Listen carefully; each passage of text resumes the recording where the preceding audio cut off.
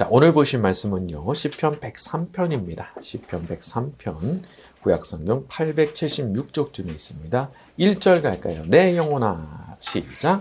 내 영혼아, 여호와를 송축하라. 그렇죠. 자, 오늘 우리가 다루게 되는 시편의 저자는 다윗입니다. 다윗이 자기 자신의 인생을 돌아보는 내용이랄까, 이제 그런 내용이에요. 그런데 그 첫 마디가 송축하라 라는 말입니다. 내 영혼아 여호와를 송축하라. 여기 송축하다라고 이렇게 번역이 된 단어는 원래 무릎을 꿇는다, 이제 그런 의미가 있는 단어예요. 말하자면 아주 마음 깊은 경외심으로 하나님을 찬양하는 거라고 할까? 이제 그런 의미가 담겨 있다고 보시면 되죠. 사람이 깊은 경외심 가운데 자기 입을 열어서 찬양을 확 부르는 거에 아주 힘이 있는 거예요. 이게 참 신기한 거예요. 아니, 나 자신을 격려하거나 칭찬하는 게 아니거든요. 내가 그냥 마음으로 하나님을 바라보면서 찬양을 하는데 입을 열어서 찬양하는 그 순간 그냥 뭔가가 속에서 확 올라오는 게 이제 있는 거예요. 그래서 그 안에서 내가 뭔가 이게 잠자던 것이 깨어나고 각성되는 그런 것들을 느낄 때가 있는 거죠. 그래서 조금 무식해 보일지 모르지만 우리가 무턱대고 찬양하는 것도 할 수 있어야 되는 거더라고요.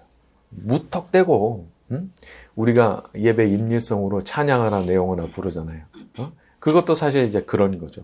무턱대고 부르는 거예요. 왜? 뭐 때문에 이런 말을 안 해요. 그냥 냅다 부르는 거예요. 냅다. 근데 그냥 냅다 부르는데 여기서 뭔가가 깨어나는 거예요. 영적인 각성이 일어나는 거예요. 그래서 우리가 이유를 따지지 않고 부르는 찬양, 그래야 될 이유를 대지를 않고 그냥 부르는 찬양에 힘이 있다는 거예요. 제가 아는 어떤 교수님은 이제 신학교 교수님인데, 이제 그분은 아침에 출근을 하면은 혼자서 찬송가 펴놓고 1장부터 쭉 부른대요, 혼자서. 근데 그게 너무 훌륭한 거예요. 아무도 보는 사람 없지만 하나님 앞에 혼자서 찬송가 펴놓고 1장부터 이렇게 불러가신다는 거예요. 야, 참 훌륭하다 싶어요. 여러분, 내가 먼저 감사해야 될 이유를 대시오 라고 하는 것은 순서가 바뀐 겁니다.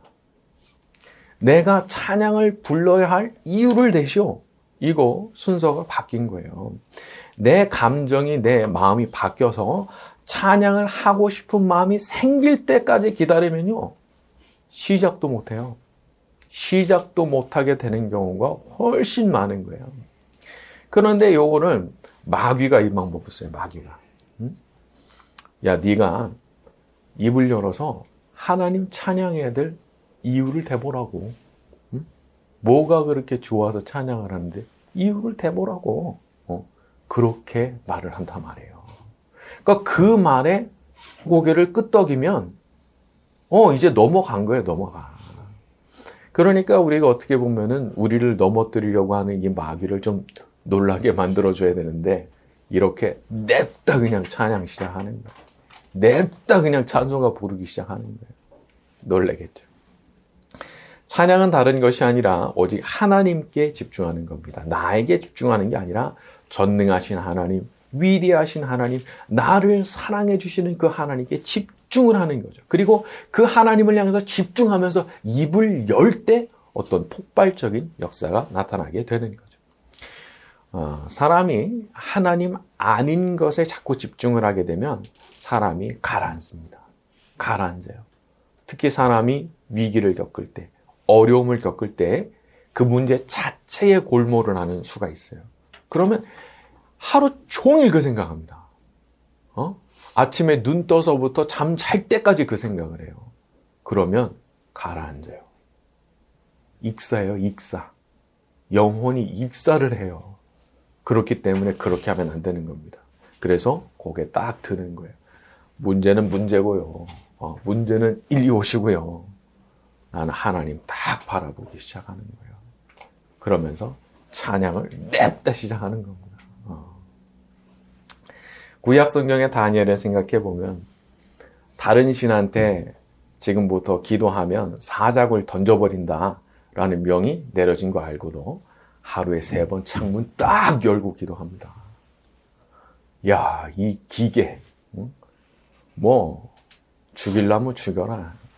문 딱 열고 하루 3번 변함없이 기도합니다. 그런데 그렇게 하나님을 바라볼 때 하나님께서 어떤 일을 일으켜 주셨냐 말이죠. 그러니까 기도나 찬양이나 사실 하나님을 바라보는 거거든요.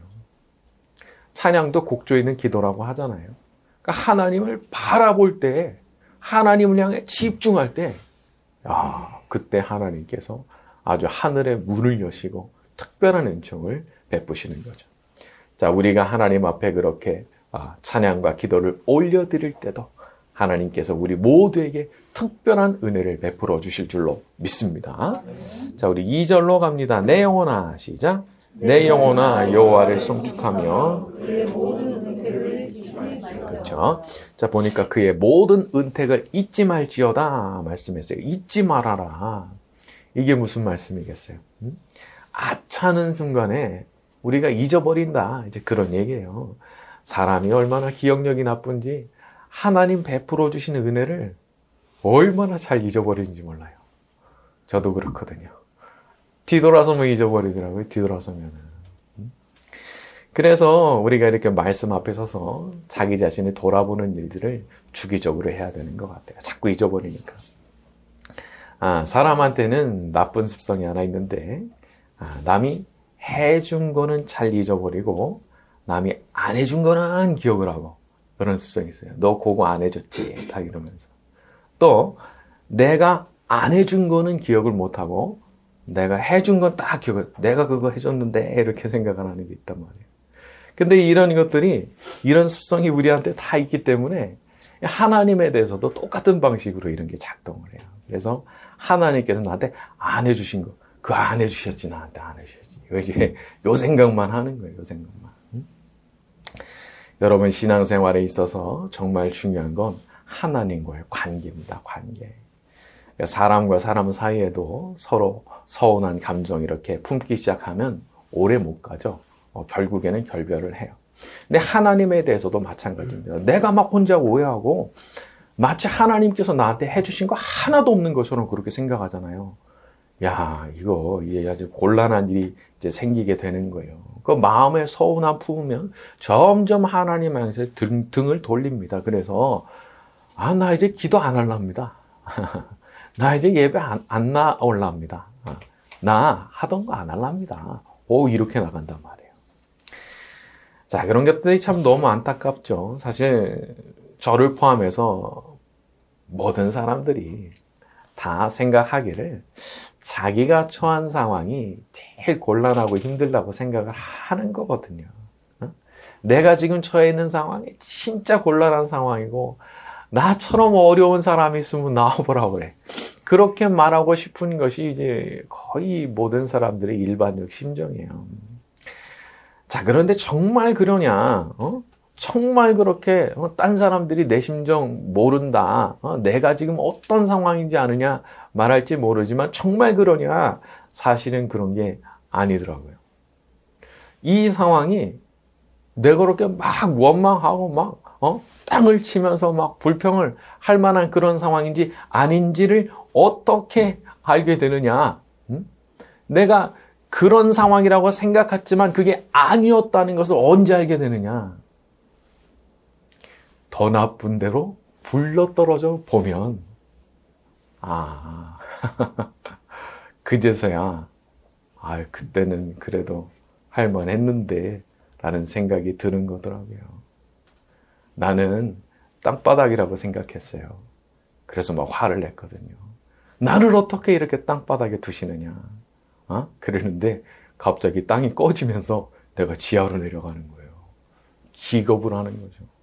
그러면 그때 가서야 이전의 처지에 대해서 내가 그때 불평할 게 아니고 그냥 감사함으로 잘 견뎌냈어야 되는 그런 자리였구나. 그걸 알게 되더라고요. 그래서 우리가 이제 함부로 이렇게 섣불리 이렇게 불평을 하면 안 되는 거더라고요. 그래서 이미 주신 것들에 대해서 감사할 줄 알고 그 은택을 잊지 않도록 노력을 해야 되는 거더라고요. 여러분 지난 1년간의 일을 한번 돌이켜보세요. 하나님께서 베푸신 은택 중에 내가 참 펑펑 울면서 감사합니다. 감사합니다. 그런 말씀 드렸어야 되는 그런 일들이 얼마나 많이 있었나 말이죠. 그러니까 그런 것들을 잊지 말아라 하시는 말씀이죠. 이 자리에 있는 우리 모두가 하나님께서 베풀어 주신 은택을 다시 기억하고 감사의 마음으로 살아가게 되기를 바랍니다. 자, 우리 3절부터 5절로 갑니다. 그가 시작. 그가 내 모든 죄악을 사하시며 파멸해서 속량하시고 인정 긍휼로 관을 씌우시며 좋은 것으로 내 소원을 만족하게 하사 내 청춘을 독수리같이 그렇죠. 하나님은 이런 일을 능히 행하시는 분이시라는 겁니다. 3절에 내 모든 죄악을 사하시며 하나님은 우리의 죄를 사하시고 우리 죄를 씻어주시는 분이십니다. 사람이 짓는 죄라고 하는 것은 영적으로 보게 되면 그 씻을 방법이 없어요. 여러분 교도소 징역 갔다 오면 그거 씻어집니까? 그거 사람 생각인 거예요. 나 죄값을 치렀으니까 떳떳합니다. 떳떳하다고요? 그럼 사람 죽여놓고 한 10년 살고 나오면 떳떳한 거예요? 천만의 말씀인 거예요. 그거는 씻을 길이 없는 거예요, 영적으로는. 자, 그런데 하나님은 씻으실 수가 있어요. 왜냐하면 사죄의 권한을 갖고 계시는 유일한 분이시기 때문에 그렇죠. 이사야서 6장에 보게 되면은 이사야가 하나님 보좌 앞에 딱 나가게 되면서 울부짖는 장면이 나옵니다. 화로 다 나여 망하게 되었더라. 자기가 이 죄 많은 인간이 하나님 앞에 서게 되는 그 순간 자기 입으로 저질러 온 그 죄 때문에 그냥 그 압도를 당해버린 거예요. 그런데 그때 천사가 제단으로부터 날아옵니다. 핀 숯을 가지고. 그리고 입술에 딱 대면서 보라 이것이 내 입에 닿았으니 이제는 너의 죄가 사하여 졌느니라 말씀하거든요. 이게 뭐냐는 거예요. 그 죄를 씻을 수 있는 분은 하나님밖에 없으시고 하나님께서 씻으시면 또 씻어진다는 거예요. 참 이게 너무 귀한 은혜인 거죠. 피조물은 아무도 그렇게 못합니다. 창조주시기 때문에 그게 가능하신 거예요. 지나간 세월, 후회되는 일들, 내가 정말 잘못됐구나 생각되는 일 참 많죠. 자, 하지만 하나님께서 하나님 앞에 나오면 우리를 예수님 안에서 다 용서하시기로 하나님께서 약속을 해주셨어요. 그러니까 우리가 이 용서를 받을 수 있다는 그 사실 앞에 엎드려 경배를 해야 되는 거죠. 우리 앞으로 살아가면서도 아마 많이 잘못하면서 살아갈 거예요. 근데 그거를 용서해 주실 거니까 그것에 대해서 정말 감사할 수밖에 없고 또 이 용서의 은혜라고 하는 게 대단치 않아 보일지 모르겠지만 인간이 하나님 앞에 마지막 심판대 앞에 가면 용서받을 수 있느냐 없느냐가 천국과 지옥을 가릅니다. 용서받을 수 있느냐가 천국과 지옥을 갈라버려요. 그렇기 때문에 우리의 죄를 씻어주신다라고 하는 것. 예수님 안에서 모든 것을 다 용서해 주신다고 하는 것이 그야말로 이제 복음이 되는 거죠. 복음. 너무 기쁜 소식. 그래서 우리가 이런 것을 생각해도 참 감사하면서 살아가야 되는 거죠.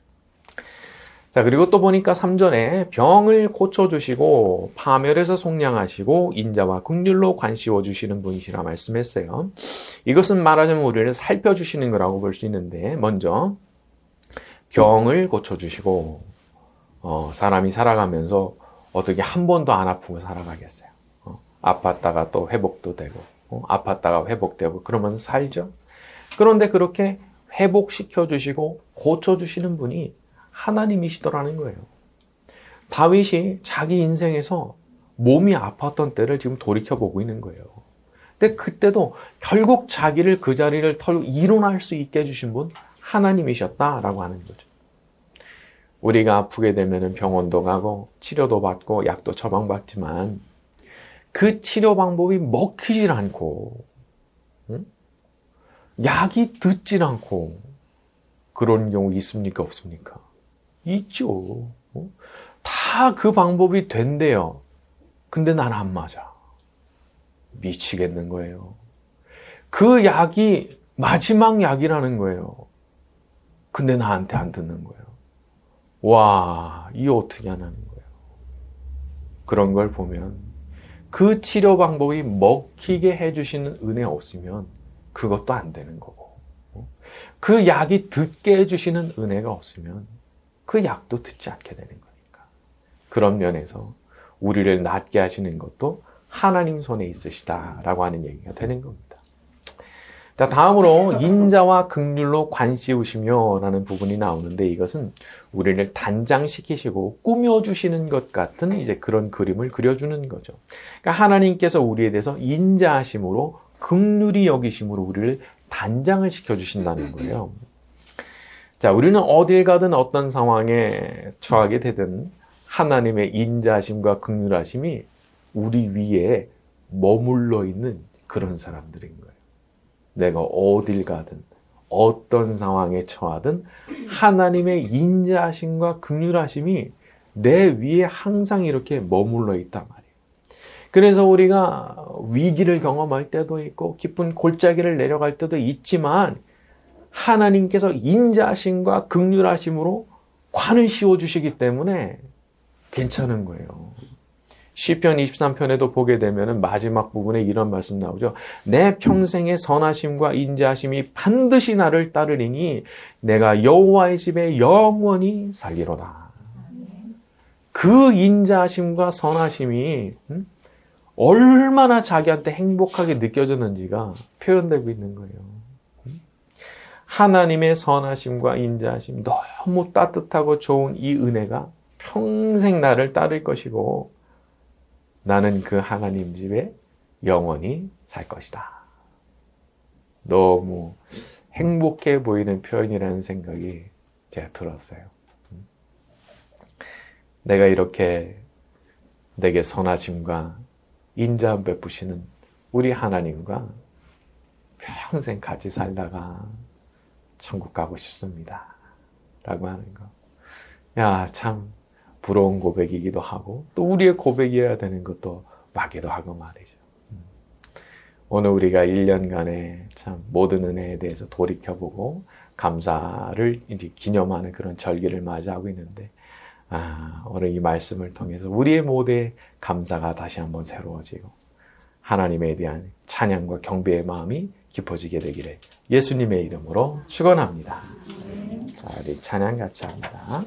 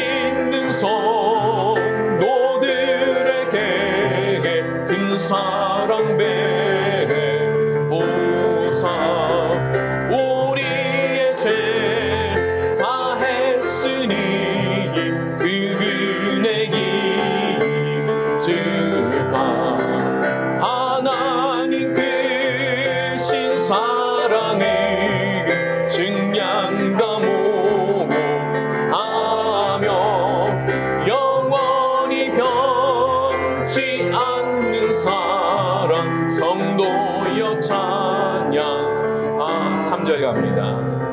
하늘을 두루마리 삼고 바다를 먹물 삼아도 한없는 하나님의 사랑 다 기록할 수 없겠네.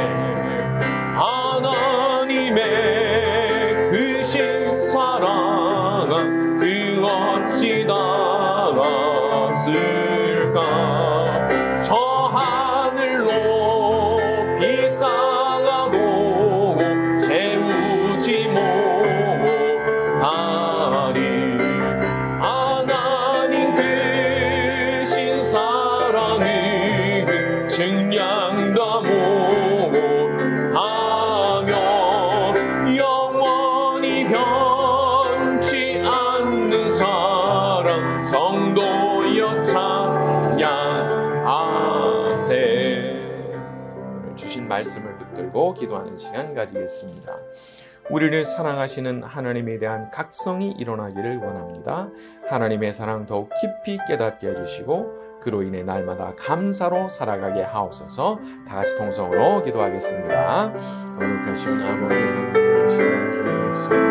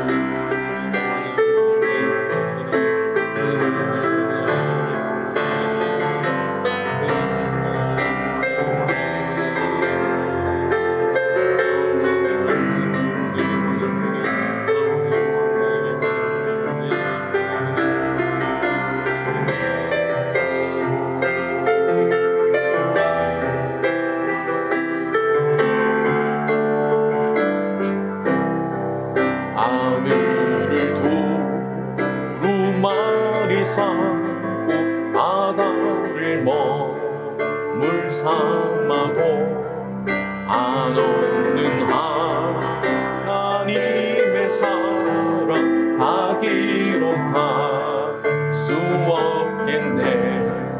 하나님의 크신 사랑은 그 어찌 달았을까. 저 하늘로 비싸도 채우지 못하리. 하나님 크신 사랑은 증량다 못하며 영원히 변치 않는 사랑 성도여 찬양. 3절 다시 갑니다. 하늘을 두루마리 삼고 바다를 먹물 삼아도 한없는 하나님의 사랑 다 기록할 수 없겠네. 하나님의 크신 사랑은 그 어찌 달았을까. 저 하늘로 비싸도 채우지 못하리. 하나님 크신 사랑은 증량다 못하며 영원히 변치 않는 사랑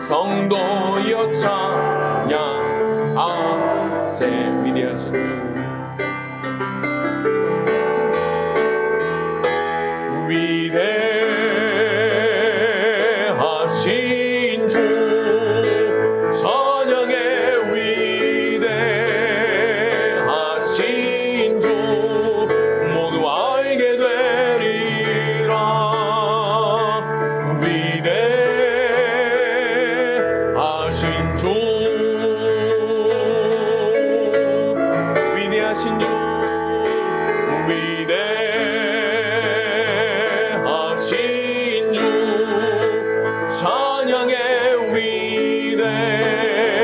위대하신 주 모두 알게 되리라 위대하신 주 모든 이름 위에 모든 이름 위에 뛰어나신 이름 다 찬양해 위대하신 주 모든 이름 위에 모든 이름 위에 뛰어나신 이름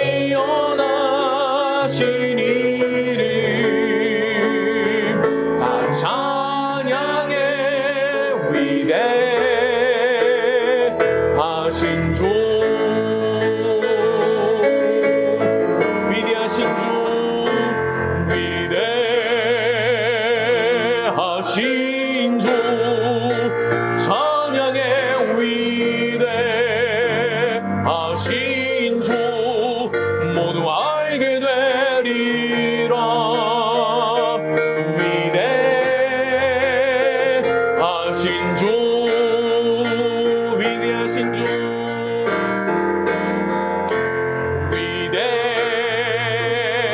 위대하신 주 찬양해 위대하신 주 모두 알게 되리라 위대하신 주